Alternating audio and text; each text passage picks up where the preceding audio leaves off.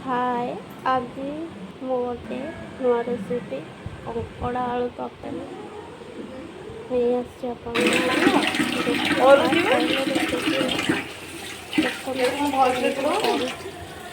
ଯଦି ଭଲ ଲାଗିବ ତାହେଲେ ମୋ ଚ୍ୟାନେଲକୁ ସବସ୍କ୍ରାଇବ୍ କରିବେ, ଲାଇକ୍ କରିବେ, ସେୟାର କରିବେ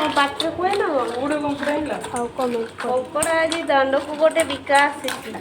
ମୋତେ କଙ୍କଡ଼ା ଛଡ଼େଇ ଆସେନି, ମୁଁ ପଛରେ ଛଡ଼େଇଛି, ଠିକ୍ ସେ ଛଡ଼େଇଛି, ସବୁ ପ୍ରିପାରେସନ୍ କରିଦେଇଛି। ପିଆଜ, ଟମାଟୋ, ଆଳୁ, ଅଦା ରସୁଣ ପେଷ୍ଟ, ଲଙ୍କାଗୁଣ୍ଡ, ହଳଦୀ ଗୁଣ୍ଡ ସବୁ ରେଡ଼ି କରିଦେଇଛି। ଆଉ ବାକି ରହିଲା ଏସବୁ ପରିବାର ପତ୍ର ଆଳୁ ଭାଜି ଦେଇଛି। ଆଉ କଙ୍କଡ଼ା ବି ଭାଜୁଛି, କଙ୍କଡ଼ା ହେଇଗଲା।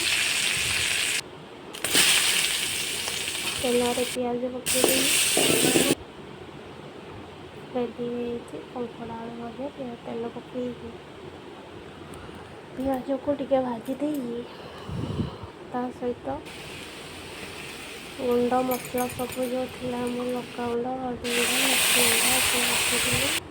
ତାପରେ ଅଦା ରସୁଣ ପେଷ୍ଟ ଦେଇକି ଟମାଟୋ ପକେଇକି ତାକୁ ଭଲସେ କଷିଦେଲି।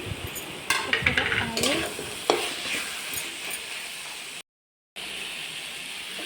କଙ୍କଡ଼ାର ଯେଉଁ ବାହାରିଥିଲା ରସ ତାକୁ ଦେଇକି କଷି ଦେଇକି ତାପରେ ଟିକେ ପାଣି ଦେଇକି ତାକୁ ଫୁଟିବା ପାଇଁ ଛାଡ଼ିଦେଲି।